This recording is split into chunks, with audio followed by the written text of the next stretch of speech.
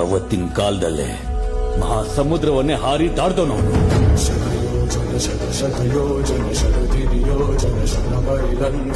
ಅಲ್ಲಿರೋ ರಾಕ್ಷಸರನ್ನೆಲ್ಲ ಹೊಡೆದಾಕಿ ರಾವಣನ ಸಿಂಹಾಸನವನ್ನೇ ಕಂಪಿಸಿದವನವನು.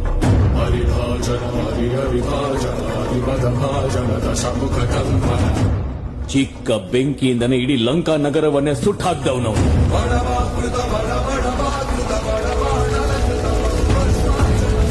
ತ್ರೇತಾಯುಗದಲ್ಲಿ ರಾಮನ ಭಕ್ತನಾಗಿದ್ದನವನು.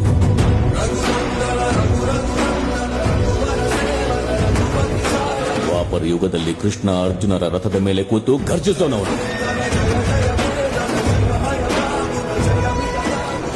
ಕಲಿಯುಗದಲ್ಲಿ ಧರ್ಮಕ್ಕೋಸ್ಕರ ಹೋರಾಡೋ ಪ್ರತಿಯೊಬ್ಬರ ಹಿಂದೆ ಇದ್ದಾನೆ ಅವನು. ನಿನ್ನ ಹಿಂದೆನೂ ಇದ್ದಾನೆ.